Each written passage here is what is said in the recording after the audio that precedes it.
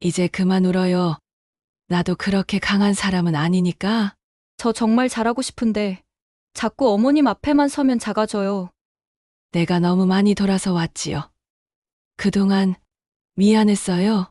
민재 씨한텐 말 못했어요. 어머님이 싫어하실까봐 무서웠어요. 그 마음 왜 그렇게 조용히 감추고 있었어요? 누구라도 알아줬어야 했는데. 받아들여질 자격이 없다고 생각했어요. 제가 가진 게 없어서.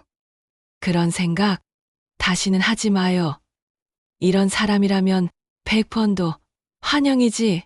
서울의 강남역 근처 결혼을 앞둔 한 커플. 그러나 신랑의 어머니는 뭔가 불편한 기분을 느끼고 예비 며느리 정체를 알아보기 위해서 몰래 식당을 찾아간 순간 믿기 힘든 장면을 목격한다.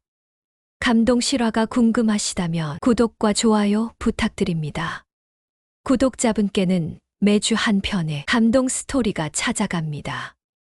그날 경기 수원에서 서울로 올라온 한 어머니는 각오에 찬 결심의 얼굴로 어딘가로 발걸음을 옮겼다.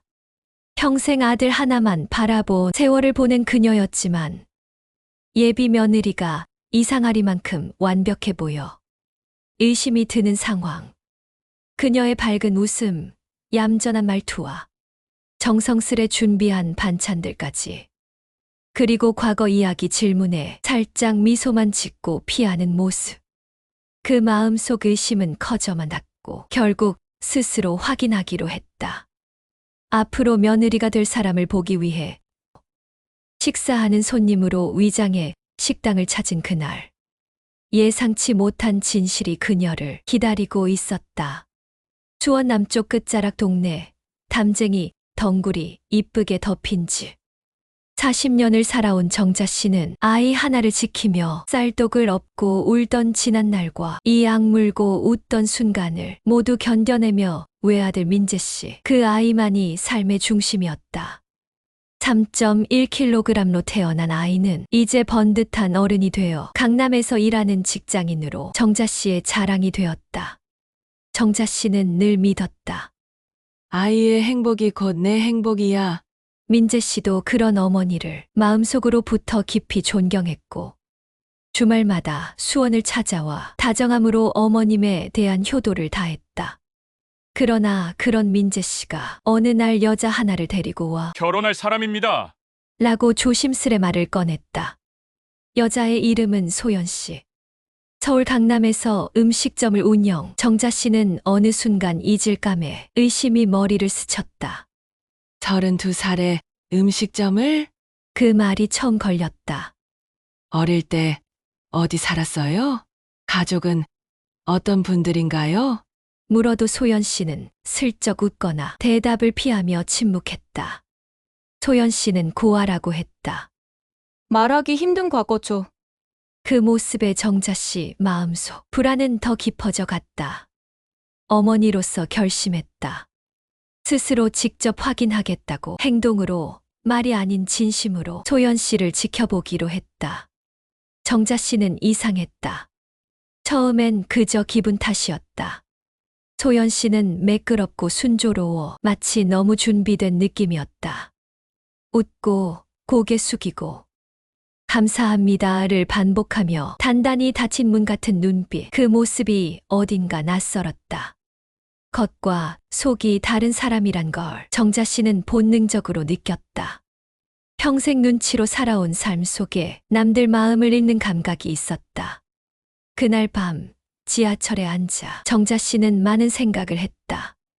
가족 이야기를 물었을 때 소연 씨 눈에 미세한 떨림, 입꼬리는 웃고 있었지만 눈빛이 슬퍼 보였던 그 순간. 무언가 숨기고 있는 사람, 말하지 못하는 무거운 비밀, 게다가 더 불안했던 것. 그날 민재 씨의 태도였다. 늘 솔직했던 아이가 그날은 소연 씨만 바라보던 눈빛.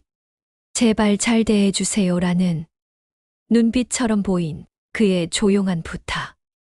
며칠 뒤 문자 한 통. 소연이 식당 가보실래요? 단순한 권유가 아니라 마치 무엇을 일부러 보여주려는 것처럼. 그날 밤 앨범을 꺼내보며 정자 씨는 혼자 씁쓸히 중얼거렸다. 아들이 자신을 전부로 두지 않을 것 같은 막연한 두려움. 소연 씨와의 첫 만남이 준 불안은 점차 확신으로 바뀌었다. 젊은 나이에 음식점을 하는 여자, 고아라는 설명, 말을 돌리는 태도, 그 모든 것이 꼬리를 물며 마침내 결심이 서게 했다. 그녀는 무언가를 숨긴다.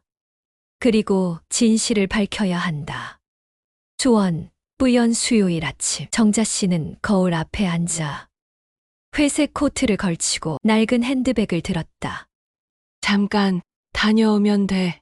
수없이 다짐했지만 이번 외출은 단순한 외출이 아니라는 걸 알고 있었다. 강남의 소연 씨 식당, 간판 없는 작은 식당. 가게 문을 열기까지 정자 씨는 한참을 망설였다. 실내는 깔끔했다. 된장 냄새가 은은히 퍼졌다. 정자 씨는 모르는 척 스쳐가는 손님처럼 말했다. 혼자예요. 된장 정식 주세요. 소연 씨는 조용히 웃으며 정자 씨를 자리에 안내했다. 눈치챘을까? 아니면 모를까? 음식을 준비하는 그녀를 정자 씨는 조용히 관찰했다. 김치를 담는 손, 조림을 덜어내는 움직임, 모든 게 단정했다. 흐트러짐이 없었다. 하지만 그 완벽함이 오히려 정자 씨에겐 수상했다. 식사가 나왔고 맛은 놀라울 만큼 깊고 정갈했다. 무엇보다 집된장 같은 맛이 정말 맛있었지만 그 맛조차 정자 씨의 의심을 오히려 더욱 선명하게 했다. 식사를 끝내기도 전에 소연 씨는 주방 뒷문을 열어 된장국과 반찬이 담긴 도시락을 작은 쇼핑백에 담았다. 그 손길은 낯설지 않았다. 조용하고 익숙하고 간절했다. 누굴 위해 도시락을. 그 모습에 정자 씨는 또 다른 의문과 불안감이 마음을 뒤덮었다. 게다가 계산대에서의 마지막. 소연 씨는 감사합니다. 외엔 어떠한 말도 하지 않았다. 너무 정중하고 너무 조용했다. 가게를 나선 정자 씨는 피로감에 휩싸였다. 결국 아무것도 모른 채 모든 게 더 복잡해졌다. 누구를 위한 도시락인지, 무엇을 숨기고 있는지, 흩어진 조각들은 여전히 하나의 그림을 만들지 못한 채 정자 씨의 마음속 어딘가에서 끝없이 떠돌고 있었다. 처음엔 단순한 의심, 하지만 식당을 나온 발걸음은 오히려 무거웠다. 도시락을 싸던 소연 씨의 뒷모습. 그건 단순한 친절이 아닌 익숙한 습관처럼 보였다. 며칠 동안 일부러 아무 연락도 하지 않았다. 그 침묵 속에서 정자 씨는 여전히 도시락 생각을 떨칠 수 없었다. 그리고 그 주 금요일, 정자 씨는 다시 식당 근처로 향했다. 이번에는 들어가지 않았다. 대신 맞은편에서 조용히 관찰했다. 점심 무렵 소연 씨가 나왔다. 품에 도시락 보자기를 안고 조심스럽게 걸어 나섰다. 정자 씨는 멀리서 따라갔다. 식당 뒷골목 작은 길 끝, 한 단독주택 앞에 그녀는 멈췄다. 그리고 도시락을 조용히 내려두고 초인종도 누르지 않은 채 돌아섰다. 정자 씨가 담벼락 뒤에서 지켜보는 사이 집 문이 열렸다. 그곳에는 굽은 허리, 지친 몸을 이끌고 나온 한 노인, 천천히 도시락을 집어들고 집 안으로 들어가는 모습.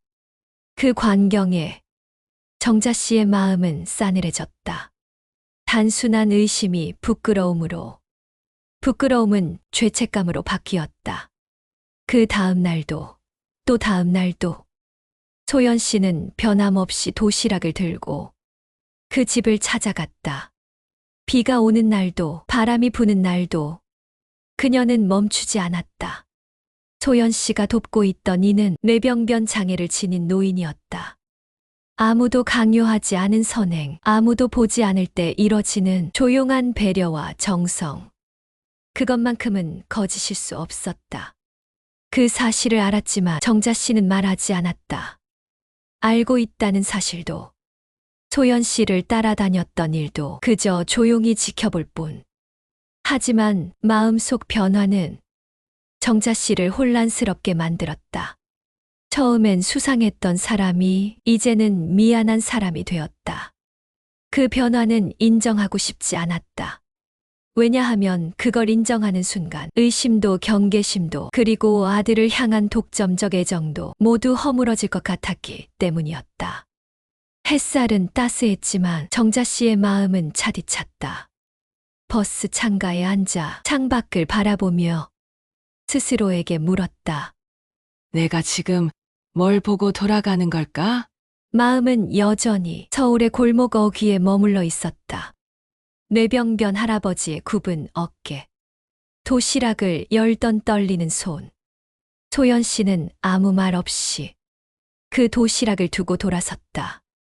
인사도 칭찬도 감사도 없었다. 오직 말 없는 진심만 남아 있었다. 정자 씨는 입술을 꼭 깨물었다. 그 도시락에 담긴 온기를 떠올리자 숨이 막혔다. 왜 저렇게까지 해야 했던 걸까? 누구의 강요도 없는 일을 매일 반복하는 그녀가 이해되지 않았다. 하지만 진짜 고통은 너무 잘 이해되었기 때문이었다. 그리고 그 밑바닥에는 수치심이 자리 잡고 있었다. 모든 걸 의심하고 몰래 뒤를 따라다니고 심지어는 그녀가 만든 음식을 의혹의 눈으로 바라봤다. 하지만 그 의심들이 결국 선암 위에 존재했다는 사실이 정자 씨를 괴롭혔다. 그 선암 앞에서 자신이 부끄러웠다. 며칠 동안 그는 조용히 시간을 보냈다. 민재 씨에게도 소연 씨에게도 연락하지 않았다. 내가 너무 속 좁았나? 그 생각은 떠나질 않았지만 그럼에도 쉽게 마음을 열 수 없었다. 진실을 알고 난 뒤에도 그 진심을 완전히 받아들이는 일은 정말 어려운 일이었다. 왜일까? 왜 아직도 소연 씨를 경계할까? 그 답은 너무 단순했다. 정자 씨의 마음 속에 아들 민재 씨를 향한 독점적인 애정이 여전히 남아 있었다. 그런 애정은 무의식 중에 다른 여자를 밀어내는 방식으로 작동하고 있었다. 그래도 뭔가 부족한 것 같지 않나? 그 마지막 남은 고집을 떨치지 못했던 것이다. 그러나 이제 정자 씨는 그 고집의 본질을 알게 됐다. 그건 사랑이 아닌 두려움이었다.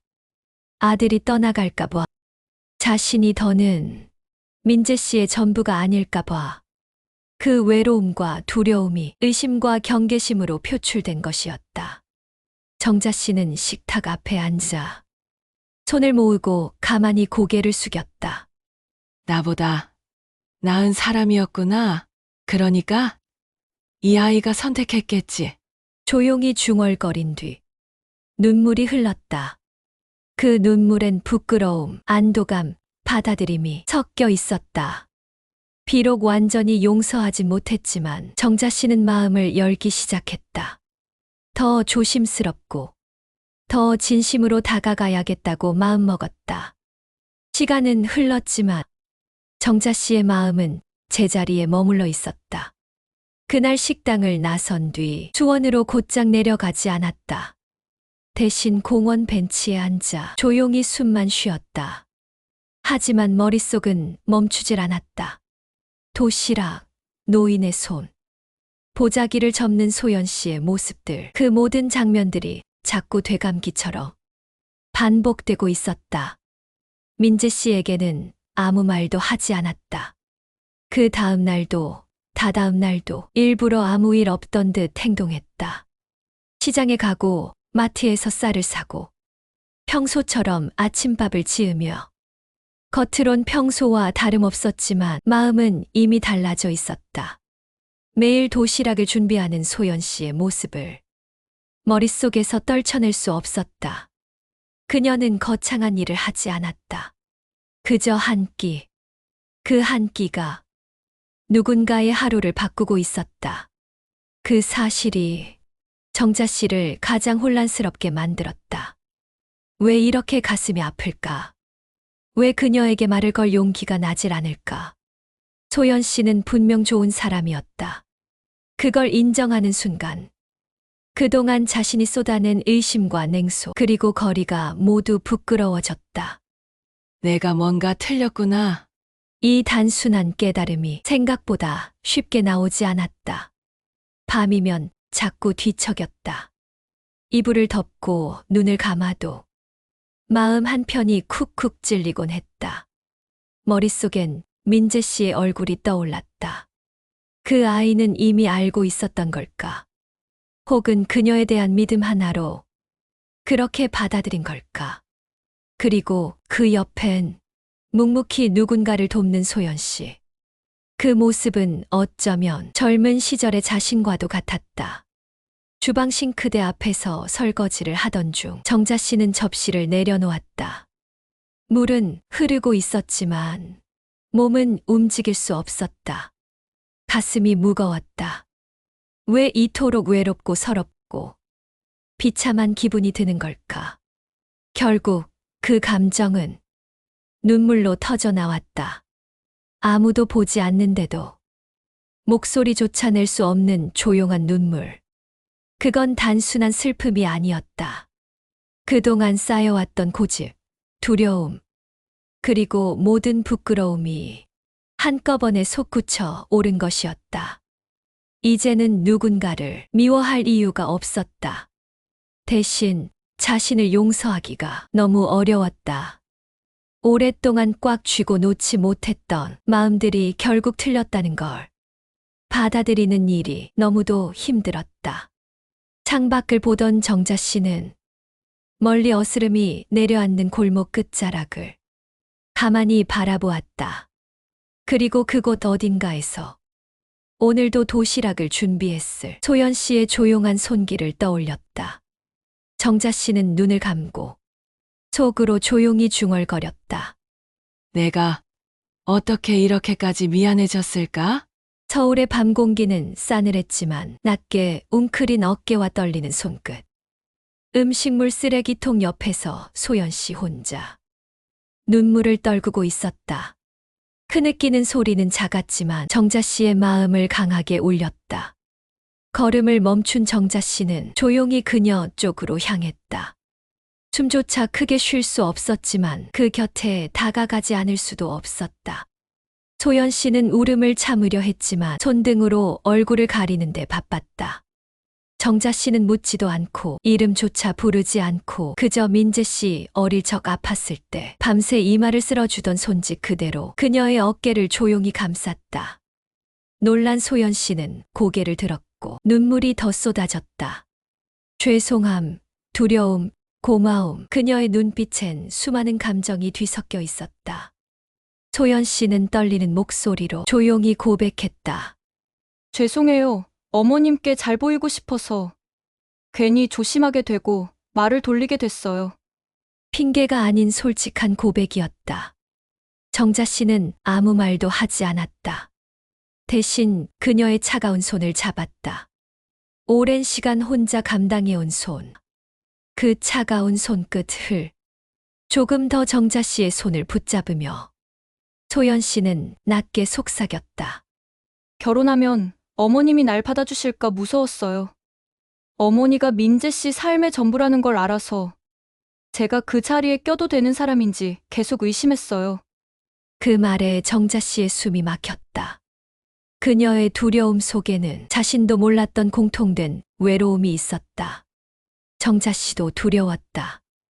아들이 멀어질까, 마음을 빼앗길까. 하지만 소연 씨 역시 같은 두려움을 품은 채 조용히 견디고 있었다. 정자 씨는 망설임 없이 그녀를 끌어안았다. 서로의 떨리는 숨소리가 골목에 남았다. 눈물은 소리 없이 흘렀고 그날 밤 골목은 유난히 고요했다. 그 순간 둘 사이에 오래 쌓여 있던 벽이 조금씩 무너졌다. 그 벽은 누가 먼저 세운 게 아니었다. 서로를 너무 소중히 여겼기에 더 조심했고 더 두려워했고 그래서 더 멀어졌던 것이었다. 정자 씨는 속으로 말했다. 이 아이라면 민재 곁에 있어도 되겠다. 아니, 있어야 한다. 수원으로 돌아가는 기차 안에서 정자 씨는 창밖을 보며 눈을 감았다. 이번엔 외로워서가 아니라 가슴이 뭉클해서 흘러나온 안도감이었다.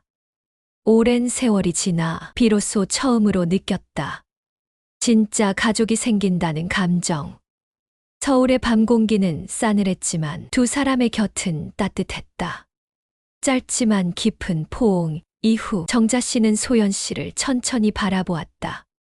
붉어진 눈가와 차가운 뺨. 하지만 그녀의 얼굴엔 조금 전과는 다른 희미한 빛이 스며들고 있었다. 정자 씨는 말없이 고개를 끄덕였다. 그 고개 끄덕임 하나에 소연 씨는 다시 울음을 삼키며 금방이라도 무너질 듯한 표정을 지었다. 그날 이후 모든 것이 조금씩 달라지기 시작했다. 정자 씨는 다시 식욕을 되찾았고 소연 씨는 눈에 띄게 웃는 시간이 늘었다. 둘 사이를 가로막던 무거운 공기는 서서히 사라지며 말없이도 서로를 이해하는 간격이 생기기 시작했다. 민재 씨는 아무것도 묻지 않았다. 하지만 아침에 문 앞에 놓인 정자 씨가 직접 싸온 반찬통을 조용히 바라보며 말없이 웃었다. 그건 어떤 말보다 확실한 인정의 신호였다. 며칠 후 3시 함께 저녁 식사를 하게 된 날 정자 씨는 반찬을 꺼내 놓다. 문득 고개를 들어 소연 씨를 바라보았다. 그리고 아무 말 없이 수저를 하나 더 챙겨 자신의 오른편에 놓았다. 말은 필요 없었다. 그 행동 하나로 모든 마음이 전달되었기 때문이다. 소연 씨는 조심스럽게 그 자리에 앉아 손을 무릎 위에 올려두었다. 숨이 조금 떨렸지만 눈은 정자 씨를 단단히 응시했다. 그 순간 정자 씨는 묵묵히 된장국을 떠올리며 조용히 말했다. 짜면 말해요. 다음엔 덜 넣을게. 그 한마디에 소연 씨는 웃으며 눈을 감았다. 그건 허락이었고 수용이었고 무엇보다 가족이 되었다는 첫 번째 인사였다. 그날 이후 소연 씨의 식당에도 작은 변화가 생겼다. 수원의 장에서 보내온 직접 담근 깍두기가 반찬으로 나왔고 주방 한쪽엔 정자 씨가 손수 만든 앞치마가 걸렸다. 손님들은 모를 작은 흔적들, 하지만 그 안에는 서로를 받아들인 시간들이 고스란히 담겨 있었다. 정자 씨는 어느 날 문득 이렇게 생각했다. 사람 마음이라는 게 참 묘하다. 미움으로 시작했어도 진심 하나에 다 녹아버리니? 그건 참회의 고백이었고 이해를 배우는 어른의 성장담이었다. 그 이후에도 정자 씨는 여전히 조용했고 소연 씨는 여전히 낮은 목소리로 인사하는 사람이었다. 하지만 이제는 둘 사이에 침묵하는 시간조차도 이제는 조금도 어색하거나 불편하지 않았다. 그 침묵 안엔 따뜻함이 있었고 시선 너머인 같은 가족으로서의 안도감이 자라고 있었다. 만약 누군가 그들에게 묻는다면 어떻게 가까워지셨나요? 아마 둘 다 오래 고민한 뒤 조용히 이렇게 대답할 것이다. 그냥 한번 울고 나니까 말 안 해도 알겠더라고요. 식당 뒷마당 작은 평상 위 말이 없어도 불편하지 않은 고요함에서 차 한 잔을 사이에 두고 두 사람은 묵혀왔던 감정을 천천히 가라앉혔다. 정자 씨는 잔을 내려놓고 말없이 소연 씨 앞에 다가가 품에 안았다. 그 순간 마지막일 줄 알았던 거리감이 완전히 무너졌다. 이런 사람이라면 100번도 1000번도 환영이지. 그 말은 울음과 함께 터져 나왔다. 그 울음엔 용서, 후회, 그리고 사랑이 있었다. 소연 씨도 정자 씨 어깨에 얼굴을 묻으며 그동안 눌러왔던 불안과 두려움을 조용히 털어놓았다. 두 사람은 한참을 서로 끌어안고 울었고 그렇게 두 사람은 가족이 되었다. 그날 이후 정자 씨는 소연 씨를 더 이상 며느리라 부르지 않았다. 소연 씨는 이제 우리 딸이 되었다. 딸, 밥 먹었니? 딸, 반찬은 보내줄게. 딸, 몸살기 있으면 오늘은 그냥 장사 쉬어도 돼. 그 말들은 더는 낯설지 않았다. 주변 사람들도 변화에 놀랐다. 늘 속을 내놓지 않던 정자 씨가 이제는 먼저 웃고 먼저 다가가며 소연 씨를 살뜰히 챙겼다. 변화는 마음만이 아니었다. 식당 한켠의 수건 바구니, 직접 만든 수세미, 그리고 정자 어머님표 누룽지라 적힌 간식들. 이 모든 건 단순한 물건이 아니었다. 서로를 향한 사랑의 증거였다. 민재 씨는 그 모습을 보고 말없이 고개를 숙였다. 그 어떤 말보다 강렬한 순간이었다. 그건 축복이었다. 상처를 넘어선 사랑이었고 시간을 동반한 신뢰였다. 정자 씨는 이제 안다. 사람은 태어난 가족이 아니라 서로의 마음으로 만들어가는 존재라는 걸. 스스로를 용서하며 상대를 안아주며 비로소 진짜 어른이 되었다. 그리고 그 옆엔 진심을 조용히 지켜온 작지만 강한 누군가가 있었다. 그토록 많은 오해와 침묵을 견뎌내고 마침내 한자리를 차지하게 된 사람. 이 이야기는 우리에게 알려줍니다. 사람과 사람 사이의 거리는 말보다 마음이 먼저 닿을 때 진정으로 가까워질 수 있다는 걸. 때로는 시간이 필요하고 때로는 눈물이 필요하지만 진심은 결국 길을 찾습니다. 혹시 여러분도 오늘의 이야기와 비슷한 경험이 있으신가요? 살면서 진심으로 누군가와 가까워지는 마법 같은 순간들이 우리에게도 올까요? 여러분의 생각을 댓글로 남겨주세요. 또 다른 따뜻한 사연을 만나고 싶으시다면 구독, 좋아요, 알림 설정 꼭 부탁드립니다. 다음 이야기에서도 새로운 진심을 담은 이야기와 함께 찾아뵙겠습니다. 감사합니다.